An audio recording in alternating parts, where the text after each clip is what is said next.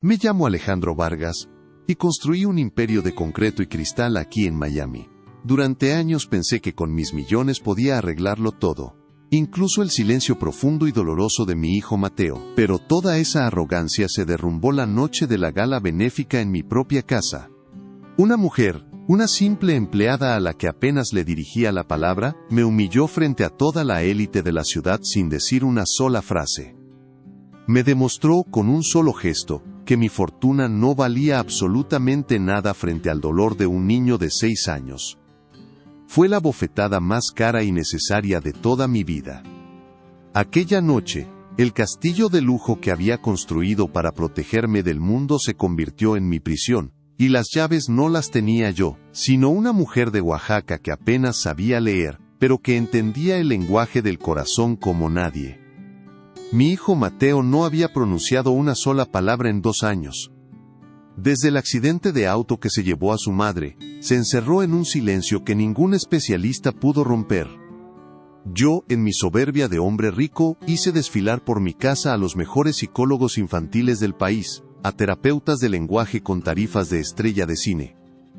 Llené su cuarto de juguetes caros, de tecnología de punta, de todo lo que el dinero podía comprar. Creía que estaba haciendo lo correcto, que estaba luchando por él como un buen padre, pero la verdad es que le estaba lanzando cheques a un abismo, esperando que el ruido de los billetes llenara el vacío que dejó su madre. No entendía que lo único que Mateo necesitaba era algo que yo había olvidado cómo dar: tiempo, paciencia, un abrazo sin apuro. Estaba tan ocupado construyendo edificios que no vi cómo mi propio hogar se derrumbaba por dentro, ladrillo a ladrillo, silencio a silencio. Y en medio de ese desastre silencioso, llegó Elena García. La contraté casi sin mirarla a la cara, una recomendación de la agencia. Era una mujer menuda, de un pueblo de Oaxaca, con una mirada tranquila, y unas manos que parecían haber trabajado toda su vida. Para mí, al principio, era solo un par de brazos más para mantener la mansión impecable. Un fantasma con uniforme que se movía por los pasillos sin hacer ruido. Mi cuñada Victoria, que se había instalado en la casa con la excusa de ayudarme, la despreciaba desde el primer día. Le criticaba el acento, la forma de caminar, todo. Yo no le prestaba atención. En mi mundo de contratos millonarios y reuniones de directorio, Elena era invisible. Una pieza más en el engranaje de mi vida perfectamente organizada y vacía. ¡Qué ciego estaba! Ella no había venido a limpiar mis pisos, había venido a limpiar mi alma. Empecé a notar cosas extrañas, pequeños detalles que no encajaban en mi ecuación de dinero y resultados. A veces, al pasar por el jardín, veía a Elena sentada en el césped junto a Mateo. No lo presionaba, no lo forzaba a hablar. A veces le cantaba en voz baja, canciones viejas, en un español que sonaba a tierra, a pueblo. Otras veces, simplemente se quedaban ahí, en silencio, mirando las nubes. Y Mateo empezó a cambiar. Una tarde lo vi sonreír, una sonrisa diminuta, casi imperceptible, mientras ella le hacía una figura con una caja de cartón. Otro día, encontré un dibujo en su cuarto, un sol amarillo y brillante, el primer color vivo que usaba en meses. Mis caros terapeutas me entregaban informes llenos de jerga técnica, sin ningún avance. Esta mujer, sin un solo título, estaba logrando algo. Mi primer impulso fue el de siempre: el escepticismo, la desconfianza. ¿Qué quería? ¿Qué buscaba? No podía aceptar que la solución a mi dolor fuera tan simple. Victoria fue la que insistió en organizar la gala benéfica para la fundación de mi difunta esposa Laura. «Será bueno para tu imagen, Alejandro», me decía. «Y Mateo tiene que estar ahí, que la gente vea que somos una familia fuerte, unida». Yo, como un tonto, le hice caso. Estaba más preocupado por las apariencias, por lo que diría la alta sociedad de Miami, que por el terror que un evento así podía significar para mi hijo. La mansión se llenó de preparativos, de floristas, de organizadores de eventos. Todo era ruido, lujo y falsedad. Elena fue asignada a ayudar en la cocina y a servir a los invitados, a mantenerse fuera de la vista. Victoria se aseguró de ello. La noche de la fiesta, mientras me ponía mi traje de miles de dólares y ajustaba el pequeño esmoquín de Mateo, sentí un frío en el estómago. Era como si estuviera vistiendo a mi hijo para su propio funeral. No tenía idea de cuán cerca estaba de la verdad. Esa noche, en ese salón lleno de gente falsa, mi vieja vida iba a morir para siempre. Miren, yo no nací en una cuna de oro, ni mucho menos. Mi primer recuerdo no es el de una mansión en Coral Gables, sino el olor a cemento fresco y el sol de la mañana pegando en mi espalda. Mi padre era un obrero, un hombre de manos callosas y pocas palabras que me enseñó que la única herencia que un hombre de verdad deja es el sudor de su frente. Crecí viendo cómo se rompía el lomo para que en casa no faltara un plato de frijoles, y juré, desde muy niño, que yo no iba a construir paredes para otros, sino que construiría un imperio para los míos. Cada ladrillo que puse en mis primeros trabajos, cada saco de cemento que cargué, no era solo trabajo, era una promesa. Una promesa de que mi familia nunca conocería la incertidumbre que yo sentí de niño cada vez que mi padre llegaba a casa con la mirada cansada y los bolsillos vacíos. Esa fue la base de todo, el motor que me empujó a trabajar 18 horas al día, a sacrificar mi juventud. Mi sueño no era el lujo por el lujo, ¿saben? Era la seguridad. Era saber que si un día mi hijo se enfermaba, yo podría pagar al mejor doctor sin tener que vender el alma. Era la tranquilidad de que mi esposa no tuviera que remendar ropa vieja para ahorrar unos centavos. Por eso me maté trabajando. Mis primeros años en Miami fueron de una soledad brutal. Dormía en la parte de atrás de una camioneta vieja, comía latas de atún frío y estudiaba planos a la luz de una linterna por las noches. Mientras otros jóvenes de mi edad iban a fiestas o salían con chicas, yo estaba en solares baldíos, midiendo terrenos, negociando con proveedores, aprendiendo el negocio desde abajo, desde la tierra. Me convertí en una máquina de trabajar, porque en mi cabeza, cada dólar ganado era un ladrillo más en la fortaleza que estaba construyendo para proteger a la familia que aún no tenía. La gente hoy ve mis edificios, los rascacielos de cristal, y piensa que fue fácil, no tienen ni idea del precio que pagué. Y entonces la conocí a ella, a Laura. No fue en una fiesta de gala, sino en una cafetería humilde, donde yo iba a tomar un café cargado para aguantar la noche. Ella era la mesera. No era la mujer más despampanante, no usaba ropa de marca, ni tenía un apellido importante. Pero tenía una luz en los ojos, una sonrisa que parecía decir, tranquilo, todo va a estar bien. Y sus manos no eran delicadas, eran manos de trabajadora, como las de mi madre. Me enamoré de su fuerza, de su calma. Ella vio más allá del joven cansado y cubierto de polvo. Vio al soñador, al hombre que quería conquistar el mundo con un martillo y un sueño. Laura no se enamoró del millonario que soy ahora, sino del albañil que prometió construirle un castillo, aunque en ese momento solo teníamos para pagar el alquiler de un cuartito de 2x2. Ella fue mi ancla, mi razón. Nuestros primeros años juntos fueron los más felices y los más duros.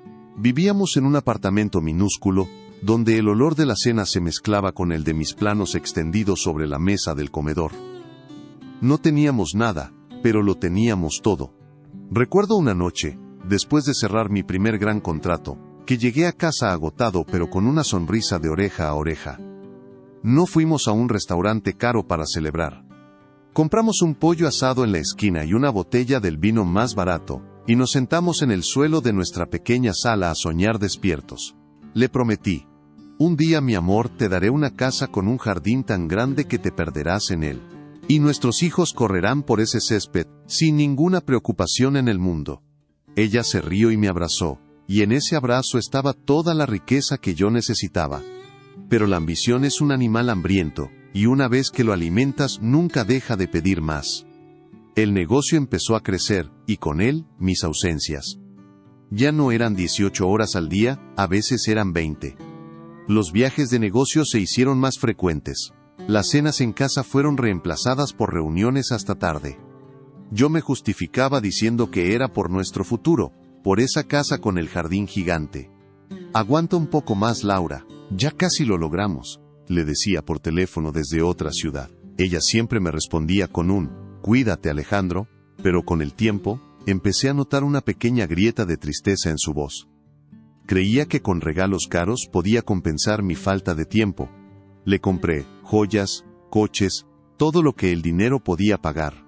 Pero cada regalo era como un ladrillo más que ponía en el muro que me estaba separando de ella, de mi propia vida. Estaba tan ocupado construyendo un imperio afuera, que no me di cuenta de que mi hogar se estaba quedando vacío por dentro.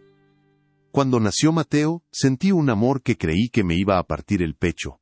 Era perfecto, pequeño, frágil. Sostenerlo en mis brazos fue como sostener todas mis esperanzas y todos mis miedos a la vez. Juré protegerlo, darle todo lo que yo nunca tuve. Y mi manera de protegerlo fue trabajar aún más. Quería que tuviera los mejores colegios, la mejor ropa, un futuro asegurado. El problema es que me concentré tanto en el futuro, que me olvidé de la hora. Recuerdo su primer cumpleaños. Yo estaba en una reunión crucial para cerrar la compra de un terreno. Llegué tarde, justo cuando estaban apagando las velas. Le traje el regalo más grande y caro de todos, un cochecito eléctrico que apenas podía manejar. Él sonrió por el juguete, pero yo vi en sus ojos la pregunta que no se atrevió a hacer. Papá, ¿por qué no estabas aquí para jugar conmigo? Esa imagen me persigue hasta el día de hoy. Laura intentó decírmelo muchas veces, de muchas maneras.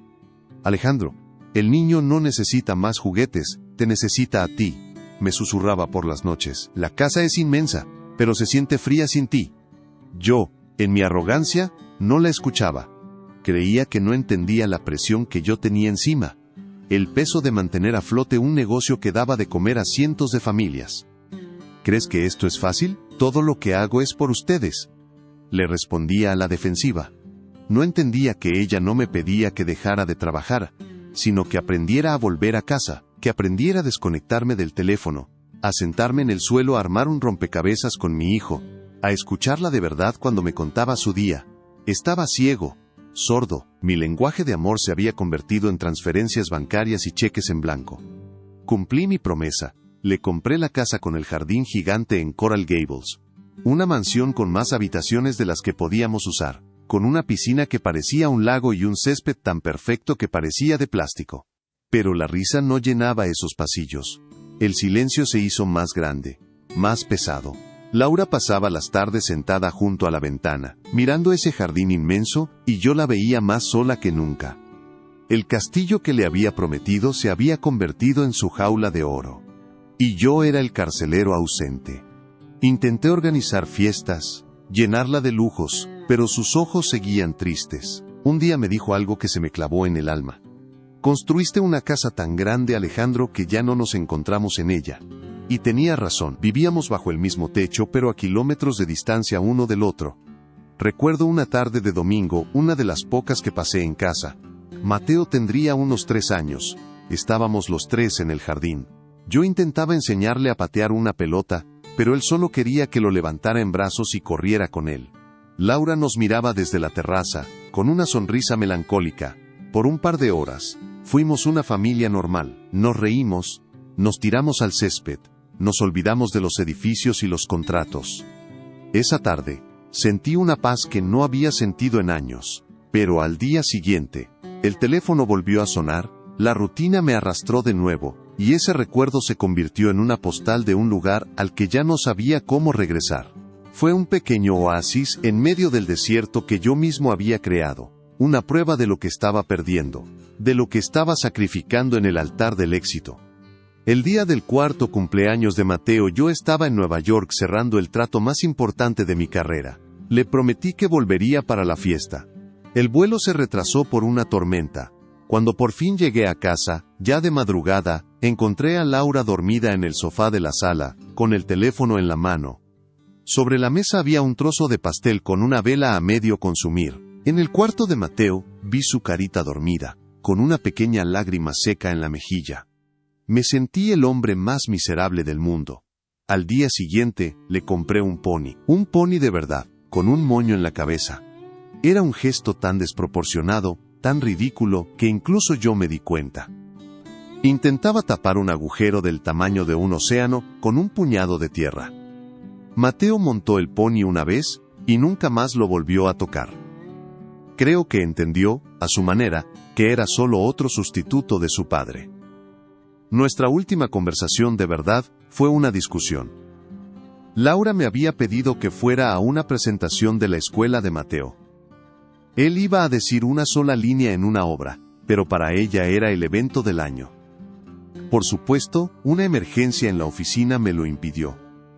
Esa noche, me esperó despierta. No gritó. Su voz era tranquila, pero cortaba como el cristal. Un día, Alejandro, mirarás a tu alrededor y verás todos tus edificios, toda tu fortuna, y te darás cuenta de que no tienes a nadie con quien compartirlo. Tus edificios no te pueden abrazar por la noche. Esas palabras fueron una profecía. A las pocas semanas ocurrió el accidente. Y su voz, diciendo esa frase, se convirtió en el eco constante dentro de mi cabeza, un recordatorio perpetuo de mi fracaso. Después de su muerte, me aferré a lo único que sabía hacer, trabajar. Dupliqué mis esfuerzos, me sumergí en proyectos cada vez más grandes. Como si el ruido de las grúas y las excavadoras pudiera acallar el silencio ensordecedor que se había instalado en mi casa y en mi alma. Pensé que si le daba a Mateo todo lo materialmente posible, si le construía un mundo perfecto y sin carencias, estaría cumpliendo mi deber como padre. Estaba equivocado. Le estaba dando todo, excepto lo único que él necesitaba. A mí. Estaba repitiendo el mismo error una y otra vez, pero a una escala mayor, más desesperada. Creía que el dinero podía sanar su herida, pero solo la estaba infectando más, cubriéndola con una capa de lujo y soledad que no dejaba que el dolor respirara, que saliera. Mi relación con Mateo se convirtió en una transacción. Yo le daba cosas, él me daba su silencio. Le compraba los mejores juguetes, y él los dejaba en un rincón. Le organizaba viajes a lugares exóticos, y él miraba por la ventana del avión, con la misma mirada perdida de siempre. Los psicólogos me decían que necesitaba conectar con él, pero yo no sabía cómo. Me sentía torpe, inútil. ¿De qué me servían mis millones si no podía sacarle una palabra a mi propio hijo? Me sentaba a su lado en su cuarto lleno de cosas que yo había comprado, y el silencio entre nosotros era tan denso, tan pesado, que sentía que me asfixiaba. No sabía qué decirle, cómo empezar. El constructor de imperios no sabía cómo construir un simple puente hacia el corazón de un niño de 6 años. La ironía es que siempre pensé que estaba construyendo un legado para él. Cada edificio que lleva mi nombre, cada negocio que cerraba, en mi mente era para asegurar su futuro. Quería que se sintiera orgulloso de su padre, que viera lo que había logrado partiendo de la nada. Pero un niño no entiende de legados ni de imperios. Un niño entiende de abrazos antes de dormir, de cuentos leídos en voz alta, de manos que le enseñan a andar en bicicleta. Yo le estaba construyendo un reino, pero él solo quería un hogar. Le estaba ofreciendo el mundo, cuando él solo necesitaba que me detuviera un momento y me sentara a ver el mundo a través de sus ojos. Estaba tan enfocado en la cima de la montaña que no vi la pequeña flor que crecía a mis pies, esperando a que la regara. Y así pasaron 2 años. 2 años de un silencio que se comió la vida de la casa. 2 años en los que me convertí en un extraño para mi propio hijo. Me acostumbré a su ausencia presente, a su cuerpo pequeño moviéndose como un fantasma por los pasillos de la mansión. Me resigné a que los especialistas no pudieran hacer nada, y en el fondo, me sentí aliviado, porque su fracaso justificaba el mío. Si ellos, con todos sus títulos y su experiencia, no podían romper ese muro, ¿cómo iba a poder hacerlo yo? Era una excusa cobarde, lo sé. La verdad es que me daba pánico intentarlo y fallar. Me aterraba enfrentarme a la verdad, que el silencio de mi hijo era un espejo del vacío que yo mismo había creado en nuestras vidas, mucho antes de que su madre se fuera. Y en ese desierto emocional, apareció Elena, una mujer simple, de un pueblo perdido en Oaxaca, contratada para limpiar la mugre de mi casa. No tenía idea de que ella no venía a limpiar los pisos, sino a barrer los escombros de mi alma. La vi como una empleada más, una sombra que se movía por los bordes de mi vida. No imaginé que esa mujer, con sus manos curtidas y su hablar suave, poseía la única llave capaz de abrir la puerta que yo había cerrado con tanto esmero. La llave del corazón de mi hijo, y con ella, la llave de mi propia redención. Pero antes de la luz, tuve que atravesar la oscuridad más profunda, la humillación más pública, en mi propia casa, frente a toda la gente cuyo respeto había comprado con mi fortuna. La noche que Laura murió, una parte de mí murió con ella, Pero la parte que sobrevivió cometió el peor error de todos, creyó que la vida seguía las mismas reglas que los negocios. Si había un problema, se le ponía dinero encima hasta que desapareciera. Así que, cuando el silencio de Mateo se hizo más profundo que la tumba de su madre, yo no me senté a su lado a llorar con él. No, llamé a mi asistente y le di una orden. Consígueme al mejor psicólogo infantil del país. No me importa el precio. Creí que estaba siendo un padre responsable, un proveedor. La verdad es que estaba subcontratando mi propio dolor, pagándole a un extraño para que hiciera el trabajo que me correspondía a mí. Abrazar a mi hijo en medio de la oscuridad. Estaba construyendo otro muro, esta vez no de concreto sino de expertos y terapias, para no tener que mirar a los ojos el abismo que se había abierto en mi propia casa. Los especialistas empezaron a desfilar por la mansión. Eran hombres y mujeres con títulos impresionantes y tarifas que habrían alimentado a un pueblo entero por un mes.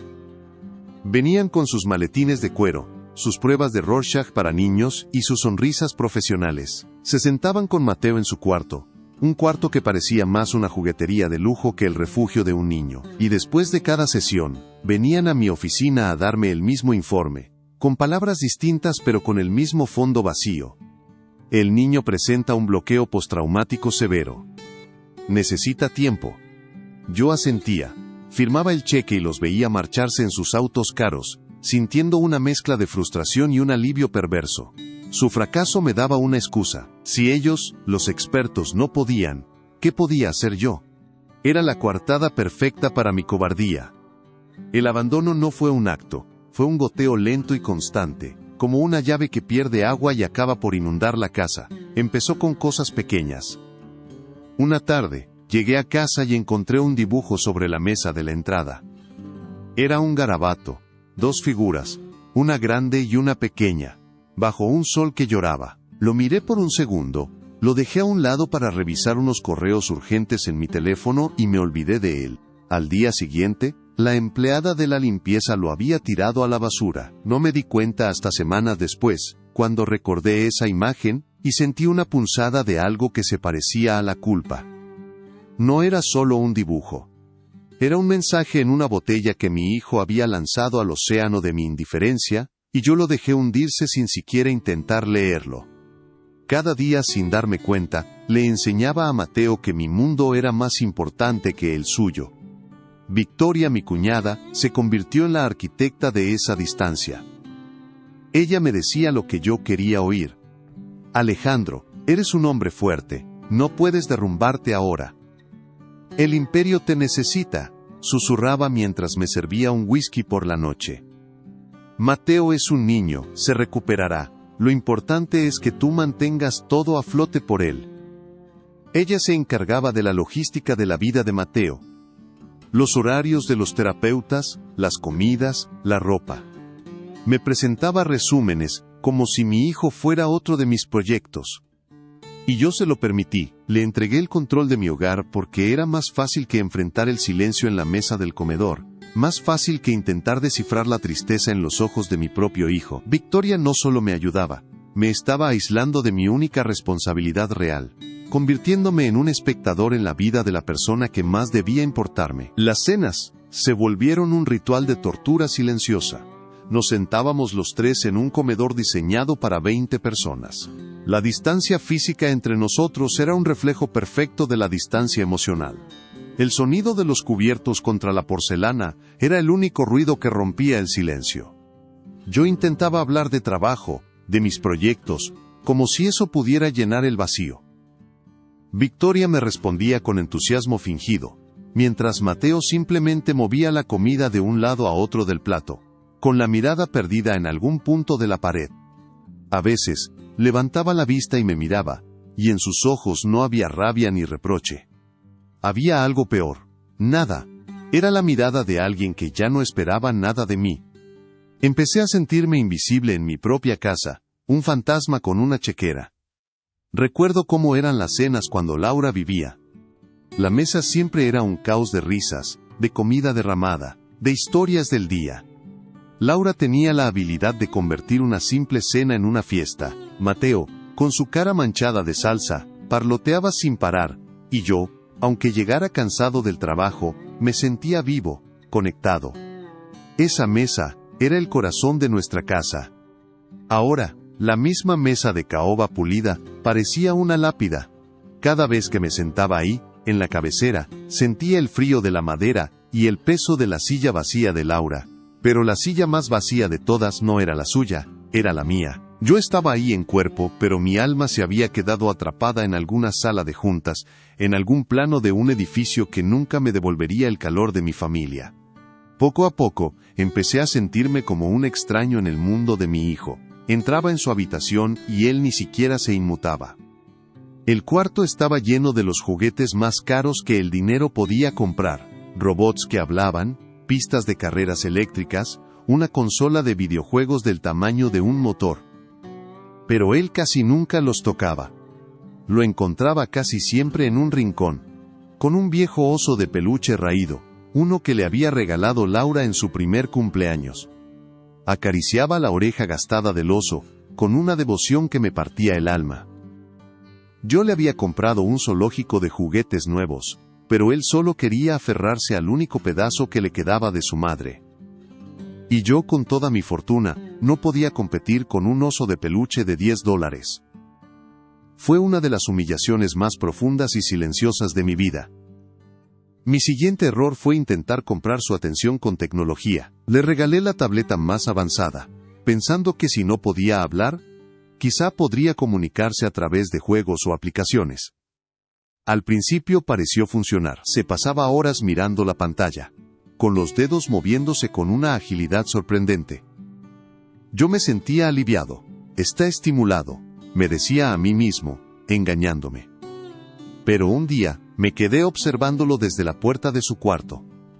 No estaba jugando, simplemente pasaba de una pantalla a otra, sin rumbo, con la misma mirada vacía de siempre. La tableta no era un puente, era otro muro.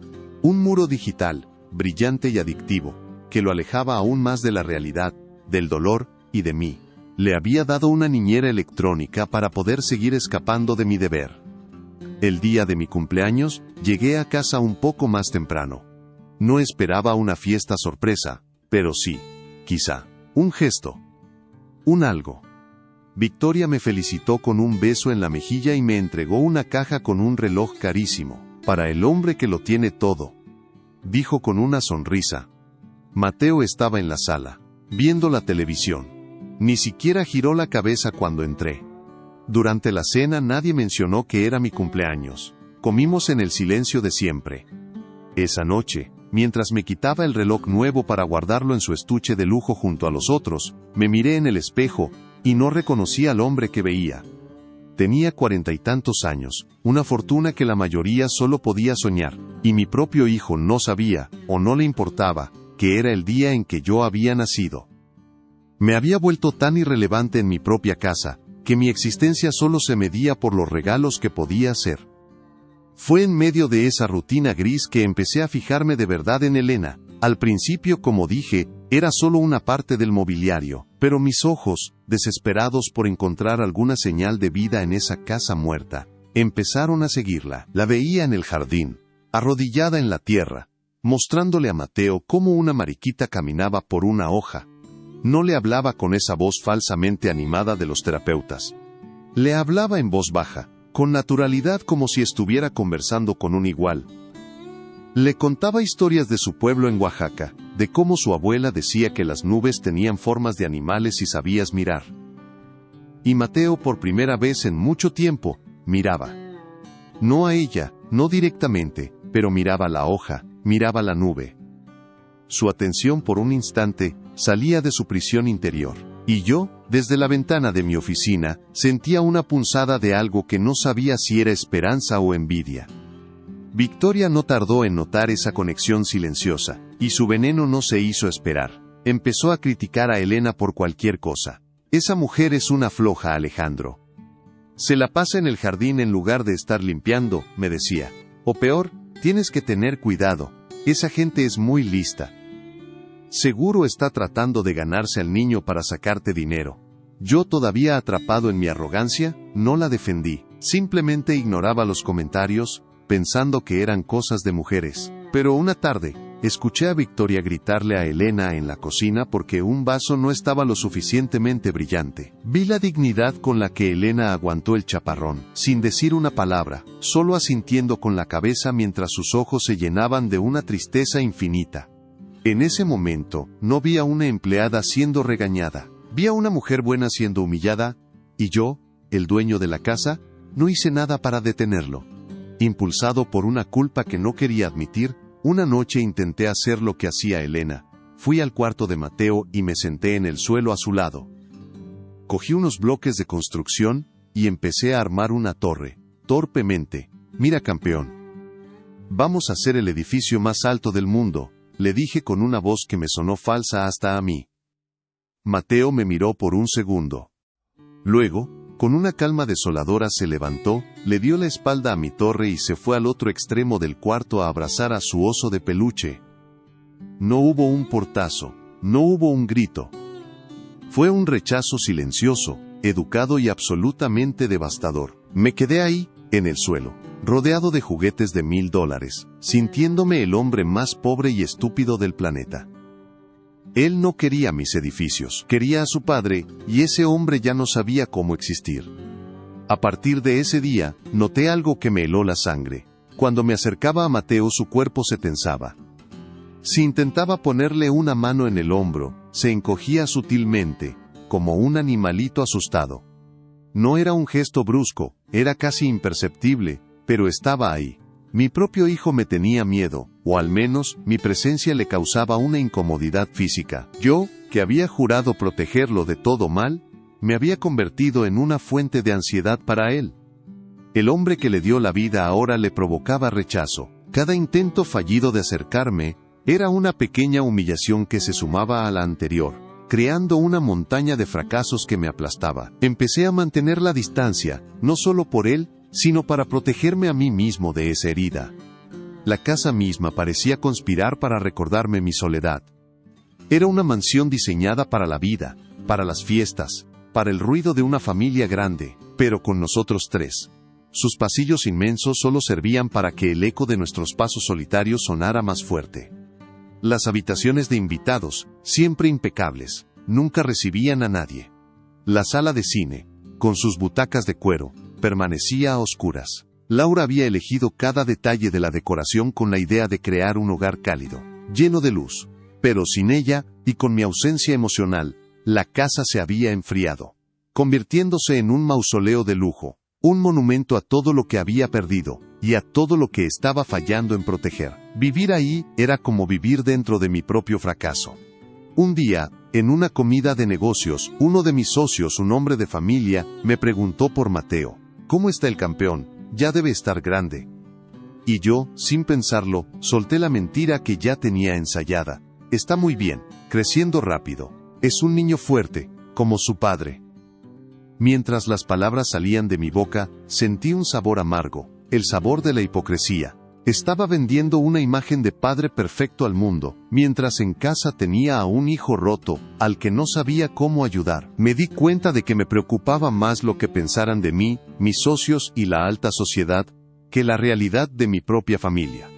Estaba tan acostumbrado a manejar las apariencias en mis negocios que había empezado a hacer lo mismo con mi vida, construyendo una fachada de normalidad sobre unos cimientos podridos. La revelación definitiva de mi ceguera llegó una tarde de lluvia. Miré por la ventana y vi a Elena y a Mateo sentados bajo el porche cubierto de la terraza. No estaban haciendo nada especial. Elena había hecho un barquito de papel con una hoja de periódico, y lo habían puesto a navegar en un charco de agua. Mateo estaba agachado, con el dedo índice tocando suavemente el agua, creando pequeñas olas para empujar el barco.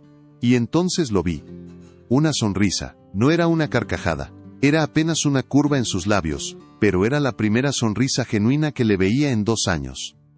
Y no era para mí. Era para un barquito de papel, en compañía de una mujer que ganaba un sueldo mínimo. En ese instante comprendí que el amor no se mide en ceros en una cuenta bancaria, sino en minutos de presencia, en barquitos de papel en un día de lluvia. Fue entonces cuando Victoria lanzó su ataque final, disfrazado de una idea brillante. Alejandro, Tenemos que organizar la gala anual para la fundación de Laura, dijo una noche. Es lo que ella hubiera querido, y será una oportunidad perfecta para mostrarle a todo Miami que la familia Vargas sigue fuerte, unida. Insistió en que Mateo debía estar presente, vestido con un pequeño esmoquín. La gente tiene que verlo, que vean lo bien que está. Yo, en mi infinita estupidez, acepté. Todavía creía que podía controlar la narrativa, que una fiesta llena de gente importante podía de alguna manera arreglar lo que estaba roto. No me di cuenta de que Victoria no estaba planeando una gala benéfica, estaba montando un escenario para mi humillación final y para la de mi hijo.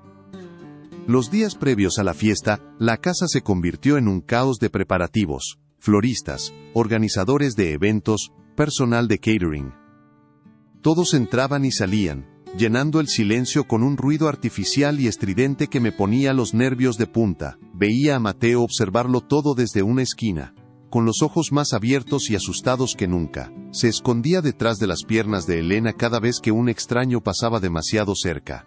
Un profundo sentimiento de pavor empezó a crecer en mi pecho. Era como si estuviera caminando voluntariamente hacia un precipicio, llevando a mi hijo de la mano. Sabía, en algún lugar muy dentro de mí, que estaba cometiendo un error terrible, que estaba a punto de exponer la herida más profunda de mi hijo a la mirada cruel y superficial del mundo que yo mismo había construido, pero ya era demasiado tarde para dar marcha atrás. El espectáculo estaba a punto de comenzar. La noche de la gala, mi casa dejó de ser mía. Se transformó en un teatro, un escenario brillante y frío donde todos, incluyéndome a mí, teníamos un papel que representar. El mío era el del viudo millonario, fuerte y resiliente, que seguía adelante por el bien de la fundación de su amada esposa. Un papel ridículo. El de Mateo era aún peor. El del huerfanito adorable, una pieza de exhibición para generar lástima y admiración. Le puse ese pequeño esmoquín que Victoria había comprado, y sentí que le estaba poniendo un disfraz a su dolor. Se veía tan pequeño, tan frágil en medio de tanto lujo. Sus ojos, normalmente perdidos, ahora estaban llenos de un pánico silencioso. Se aferraba a mi mano con una fuerza que me partía el alma, y yo, en lugar de sacarlo de allí, le sonreía y lo guiaba hacia el centro del salón, hacia los lobos. Victoria estaba en su elemento, se movía entre los invitados como una reina, recibiendo elogios por su fortaleza, y por lo bien que se veía el niño. Cada halago era una daga en mi conciencia. Ella era la directora de esta farsa, y yo le había entregado el guión y el escenario. La vi darle una orden seca a Elena, que estaba ayudando a servir las bebidas, con una mirada de desprecio tan evidente que me revolvió el estómago. Elena simplemente asintió, con esa dignidad silenciosa que la caracterizaba, y se retiró a un segundo plano. Verla allí, con su uniforme impecable, moviéndose con una gracia natural en medio de tanta artificialidad, era como ver una flor silvestre, creciendo en una grieta de un edificio de concreto. Era la única persona real en toda la habitación, y yo la había condenado a ser invisible. Los invitados eran un desfile de caras conocidas, la élite de Miami. Hombres con relojes más caros que mi primer apartamento y mujeres con sonrisas tan tensas que parecían a punto de romperse. Me daban palmadas en la espalda, me decían lo mucho que admiraban mi entereza. Laura estaría tan orgullosa de ti, Alejandro, me dijo uno. Sentí ganas de vomitar. ¿Orgullosa? Orgullosa de que estuviera usando su memoria para una exhibición de vanidad, de que estuviera torturando a nuestro hijo para mantener las apariencias. Les sonreía, les agradecía, decía las frases correctas. Me sentía como un impostor, un actor mediocre en la obra más triste del mundo. Y Mateo, a mi lado, era mi testigo silencioso. El juez que con su sola presencia me recordaba la magnitud de mi traición. En medio de la fiesta, noté un pequeño cambio en Mateo. Su agarre en mi mano se aflojó. Siguiendo su mirada, lo vi. Estaba mirando a Elena, que se encontraba al otro lado del salón, cerca de la cocina. Ella no lo estaba mirando directamente, pero de alguna manera, él parecía encontrar un ancla en su simple presencia. Era como si la existencia de ella en esa habitación creara una pequeña burbuja de calma a su alrededor. Victoria también lo notó, y su rostro se endureció. Se acercó a mí y me susurró al oído. Asegúrate de que el niño se quede a tu lado. No quiero que esa mujer lo distraiga. No le respondí.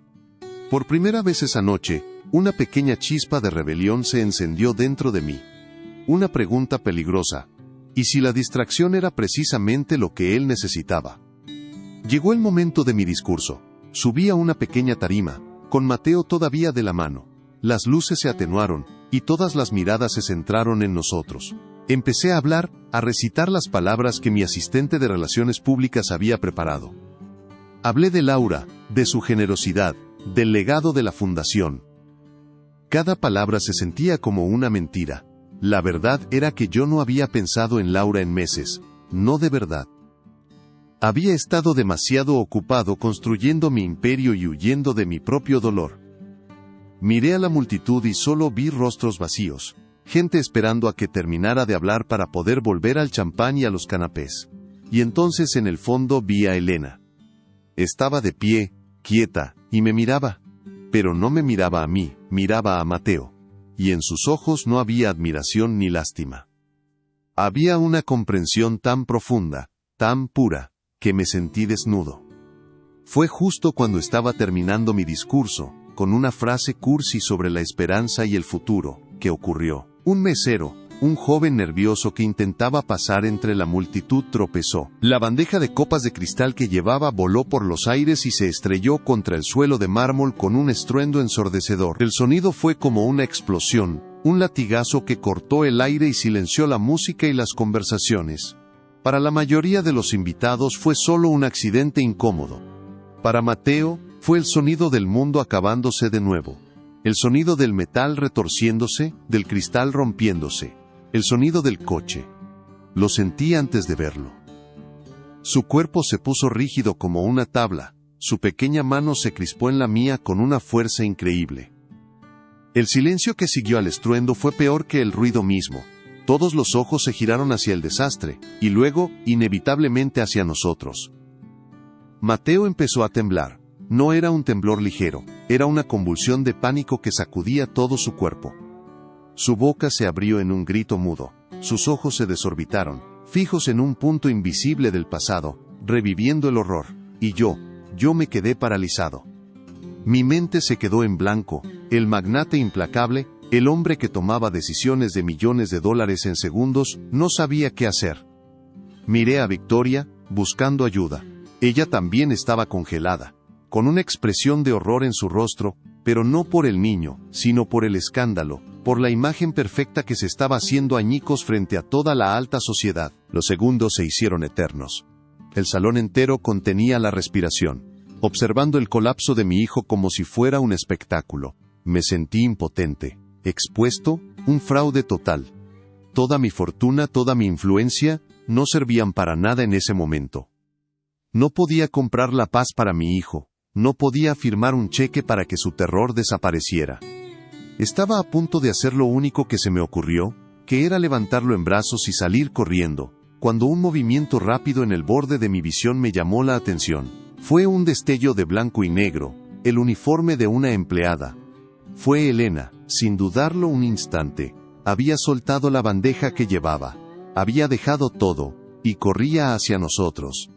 Atravesó el salón como una flecha, sin importarle las miradas de asombro y desaprobación de los invitados. No existían para ella, solo existía Mateo. Llegó a la tarima y, sin pedir permiso, sin decir una palabra, se arrodilló frente a él.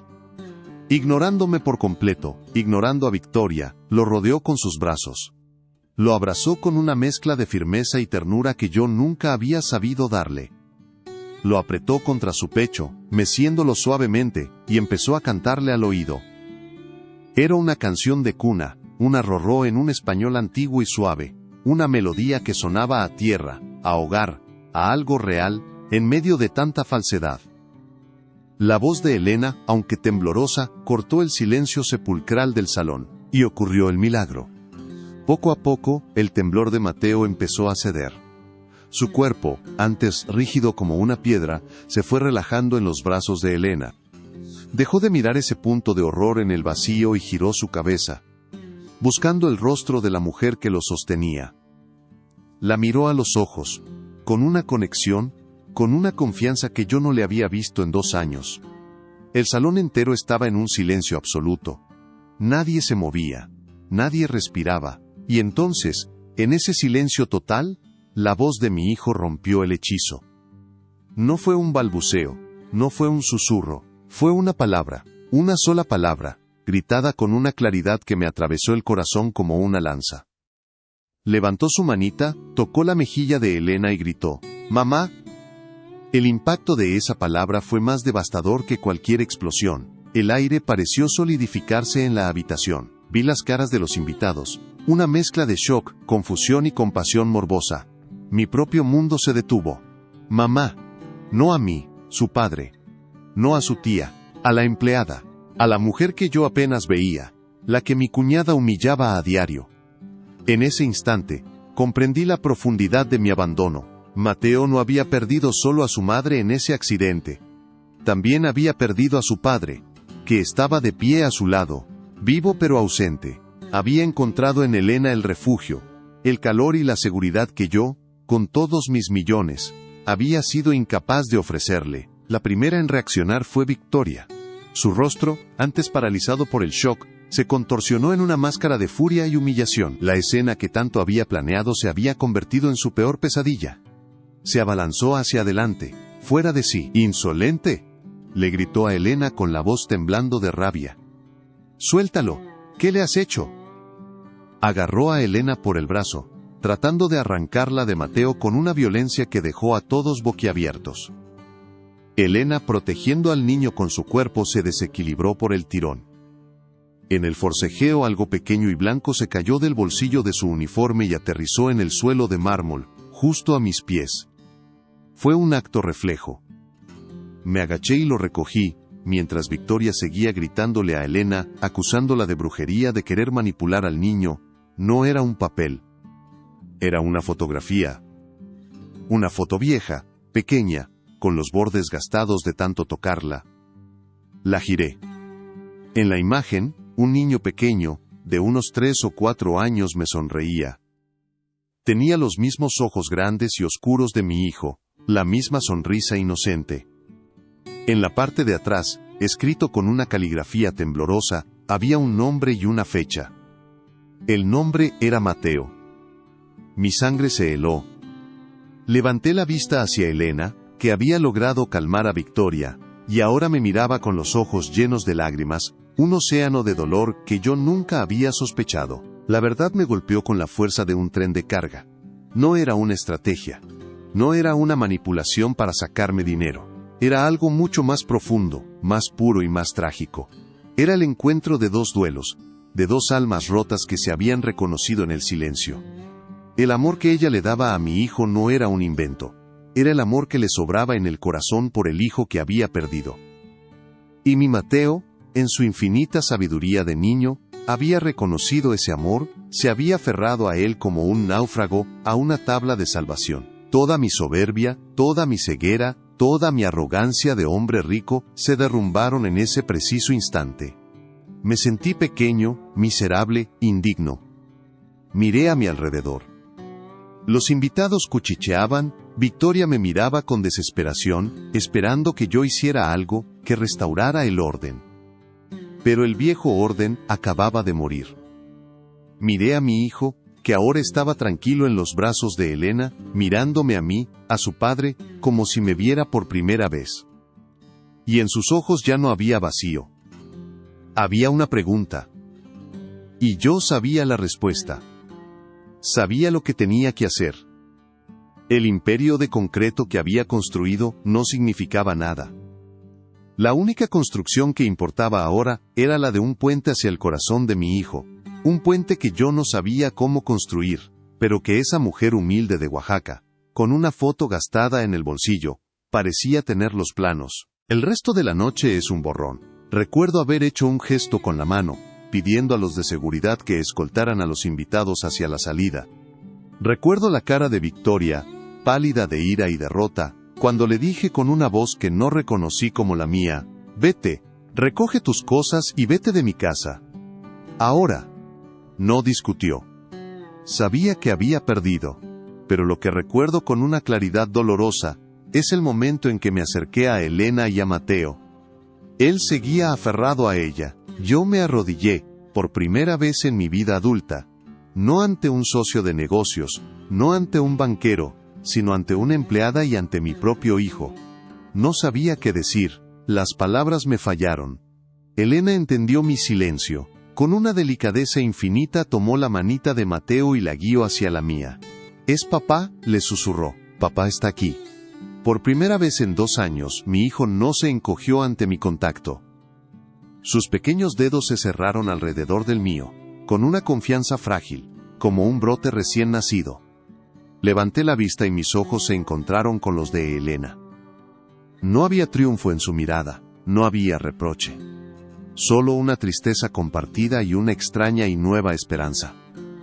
En ese momento, en el suelo de mi mansión vacía, rodeado de copas rotas y de los restos de una vida falsa, entendí que no lo había perdido todo, pero la reconstrucción iba a ser el trabajo más duro de mi vida. Al día siguiente, la casa estaba en un silencio diferente. No era el silencio pesado y opresivo de antes, sino un silencio expectante, como la calma que sigue a una tormenta devastadora.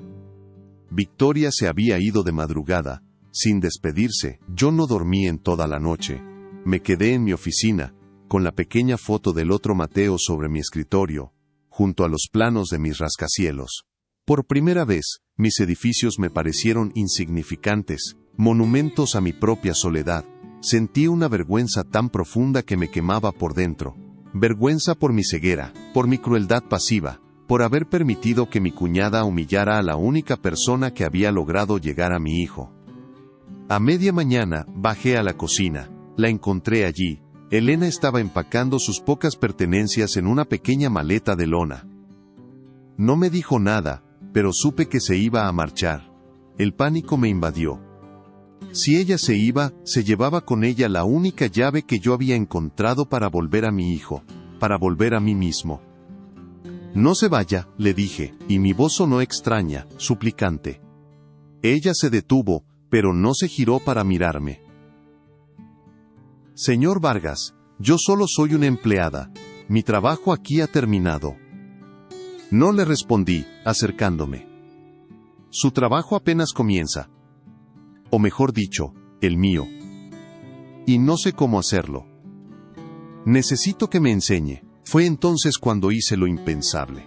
El hombre que nunca pedía nada, el que creía que todo se podía comprar, se arrodilló por segunda vez en menos de 24 horas. Me arrodillé frente a ella, en el suelo de la cocina. «Perdóneme», le dije, y las palabras salieron rotas, cargadas con el peso de años de arrogancia. «Perdóneme por no ver, por no escuchar, por no entender. Le ruego que se quede. No por mí. Por Mateo. Pero también por mí. Enséñeme a ser el padre que él necesita. Por favor, Elena». Levantó la vista, y vi las lágrimas corriendo por sus mejillas. No eran lágrimas de tristeza, sino de algo más complejo. Asintió lentamente. Y en ese simple gesto, sentí que una puerta se abría en mi vida, una puerta que llevaba a un lugar que había olvidado cómo se sentía. El hogar. Mi vida, la de verdad, comenzó en el suelo de mi propia cocina, de rodillas frente a la mujer que mi soberbia había mantenido invisible. Su sí no fue un triunfo para mí, sino un acto de misericordia de ella. No lo dijo con palabras, sino con un leve asentimiento, con los ojos todavía húmedos, fijos en algún punto más allá de mí. Supe en ese momento que no se quedaba por el millonario arrepentido, sino por el niño que llevaba su nombre en el alma, y por el niño que la necesitaba en esa casa. Aceptó quedarse, pero bajo sus términos, no los míos. El dinero no volvió a ser parte de nuestra conversación. Su sueldo se depositaba, pero el acuerdo entre nosotros era de otra naturaleza. Uno que no se podía firmar en un contrato. Era un pacto de almas rotas que intentarían, juntas, pegar los pedazos de un niño. Y yo por primera vez estaba dispuesto a obedecer, a aprender, a ser un simple aprendiz en mi propio hogar. Los primeros días fueron de una torpeza casi cómica. Me sentía como un extranjero en mi propia vida. Intentaba ayudar, pero solo estorbaba. Una mañana quise sorprenderlos preparando el desayuno, y casi quemo la cocina. intentando hacer unos simples huevos revueltos. Elena entró, atraída por el olor a quemado, y no se rió. Simplemente tomó la sartén de mi mano, con una suavidad que me desarmó, y me dijo: «Usted siéntese con él. Léale un cuento». Me sentí inútil, pero hice lo que me pidió. Me senté en el suelo junto a Mateo, que me miraba con una curiosidad nueva, y empecé a leerle un libro de dinosaurios con una voz que al principio me temblaba. No entendí nada de lo que leía. Mi atención estaba en su pequeña mano, que poco a poco se fue acercando hasta rozar mi rodilla. Ese pequeño contacto fue más valioso que cualquier negocio que hubiera cerrado en mi vida. Estaba aprendiendo un nuevo lenguaje, el de la paciencia, el de estar presente. El silencio de Mateo no se rompió de golpe, como una presa que estalla, fue más bien como el deshielo en primavera. Empezó con susurros, palabras sueltas que parecían encontrar su camino a la superficie después de un largo invierno. Un día, mientras Elena regaba las plantas del jardín, él señaló una rosa roja y dijo: «Flor». La palabra fue casi inaudible, pero para nosotros sonó como un trueno. Elena y yo nos miramos por encima de su cabeza, y en nuestros ojos había una emoción tan grande que no necesitaba palabras. Semanas después, estábamos los tres armando una torre de bloques. Yo puse la última pieza y la torre se tambaleó pero no se cayó. Mateo soltó una pequeña risa, una risa de verdad, y mientras aplaudía, me miró y dijo: «Papá». Se me llenaron los ojos de lágrimas. No me avergoncé, dejé que me viera llorar. Por fin estaba construyendo algo que no se podía derrumbar. Por las noches después de que Mateo se dormía, Elena y yo nos sentábamos en la terraza. Ya no era mi empleada, tampoco era mi pareja, era mi confidente, mi maestra. Me contaba de su pueblo en Oaxaca, de su infancia, de las hierbas que su abuela usaba para curar el susto. Y una noche, me habló de su Mateo. Me contó cómo sus ojitos se apagaron poco a poco por una fiebre que ningún remedio pudo bajar, de la impotencia de no tener dinero para llevarlo a un hospital en la ciudad. Lloré con ella, no de lástima, sino de una extraña conexión. Yo había perdido a mi esposa por un accidente impredecible. Ella había perdido a su hijo por una injusticia predecible, la de la pobreza. Y yo, que tenía todo el dinero del mundo, había estado a punto de perder a mi hijo por mi propia estupidez. Esa noche entendí que el duelo de Elena no la hacía más débil, sino inmensamente fuerte, y que su capacidad de amar después de tanto dolor era el milagro más grande que yo jamás presenciaría. Un día, mientras revisaba los planos de un nuevo proyecto, un rascacielos de lujo en Brickell, sentí un profundo asco. Vi el edificio por lo que era: un monumento a mi ego, un montón de cristal y acero vacío de significado. Llamé a mis socios y cancelé el proyecto. Les dije que me retiraba por un tiempo. La noticia sacudió el mundo financiero de Miami, pero a mí no me importó. Vendí mi colección de autos deportivos, los relojes caros, todo lo que representaba al viejo Alejandro. Con una parte de ese dinero, creé una pequeña fundación a nombre del hijo de Elena, para construir una clínica en su pueblo de Oaxaca. Y con el resto y con mis propias manos, empecé a construir una casa en el árbol en nuestro jardín. Mateo me ayudaba, pasándome los clavos. Ver su sonrisa, con la cara manchada de aserrín, me dio una sensación de propósito que ningún rascacielos me había dado jamás. Una tarde, mientras veíamos el atardecer desde la casa del árbol a medio construir, me giré hacia Elena. Mateo jugaba abajo, persiguiendo mariposas. No había planeado lo que iba a decir. Simplemente salió de lo más profundo de mi ser. «Elena», le dije, y mi voz era apenas un susurro. «Esta casa ya no se siente vacía. Ustedes la convirtieron en un hogar. En mi hogar. Y yo no quiero pasar un solo día más de mi vida sin ustedes. No te estoy pidiendo que ocupes el lugar de nadie. Te estoy pidiendo que creemos un lugar nuevo. Uno nuestro. Cásate conmigo. Cásate con nosotros». Ella me miró, y por primera vez vi en sus ojos no solo la calma, sino un brillo de alegría, una promesa de futuro. Su sí, esta vez fue claro, sonoro y lleno de la misma paz que ella había traído a nuestras vidas. Nuestra boda no fue en un salón de lujo, ni salió en las revistas de sociedad. Fue una mañana de sábado, en el jardín de la casa, bajo el viejo roble donde estábamos construyendo la casa del árbol.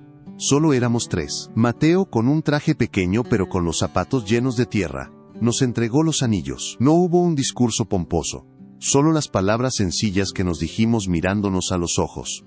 Yo le prometí a ella honrar su fuerza y aprender de su bondad todos los días. Ella me prometió ayudarme a ser el hombre que nuestra familia merecía. Y ambos le prometimos a Mateo que nunca más volvería a estar solo, que su hogar sería siempre un refugio de risas y abrazos. Fue el evento más importante de mi vida, y no hubo un solo fotógrafo para registrarlo. No hacía falta. Estaba grabado para siempre en mi corazón. Los años que siguieron fueron la prueba de que los milagros existen pero no caen del cielo. Se construyen día a día, con paciencia y con amor. La mansión fría de Coral Gables se transformó. Las habitaciones de invitados se llenaron con los amigos de Mateo. La sala de cine, antes oscura, ahora pasaba películas de dibujos animados los fines de semana. El olor a comida casera, a las recetas de Oaxaca de Elena, reemplazó el aire estéril de antes. Mateo creció, se convirtió en un niño alegre, hablador, a veces demasiado. Llenó cada rincón de la casa con su risa, borrando los ecos del silencio y la tristeza. A veces por la noche, yo me quedaba de pie en el pasillo, simplemente escuchando el sonido de mi familia, el murmullo de Elena leyendo un cuento, la respiración tranquila de mi hijo, y sentía una gratitud tan inmensa que me ahogaba. Un domingo, estábamos en la playa. Mateo, ya con 10 años, corría hacia las olas con una tabla de buggy, gritando de alegría, no tenía miedo de nada. Elena y yo lo mirábamos desde la orilla, sentados en la arena. Ella apoyó su cabeza en mi hombro, y yo la rodeé con mi brazo. Vimos a nuestro hijo caerse con una ola y levantarse riendo, con el pelo lleno de algas. En ese momento, vi mi vida con una claridad absoluta. Había pasado la primera mitad de mi existencia construyendo un imperio para protegerme del mundo, solo para darme cuenta de que la única fortaleza que importa es la que se construye con los brazos de las personas que amas. El hombre que lo tenía todo, en realidad no había tenido nada, y ahora con mucho menos, lo tenía todo. Aquella noche de la gala, cuando mi mundo se hizo pedazos, sentí que era el final. Pero en realidad fue el principio. Fue la bofetada que necesitaba para despertar de un largo y solitario sueño de poder y riqueza. Tuve que ser humillado públicamente. Tuve que ver a mi hijo buscar el amor en una extraña. Tuve que arrodillarme y suplicar para entender una lección muy simple. La vida no se mide por los edificios que construyes, sino por los hogares que creas. Y a veces, el hogar no es un lugar, sino un par de brazos que te sostienen cuando estás a punto de derrumbarte. ¿Qué habrías hecho tú en mi lugar esa noche? ¿Habrías tenido el valor de dejar caer tu máscara y admitir tu fracaso frente a todos? Escucha mi historia hasta el final y dime, ¿qué habrías hecho tú? Y por favor déjame saber desde qué ciudad me estás escuchando. Necesito saber que no estoy solo en esto. Si quieres escuchar más historias como esta, suscríbete al canal.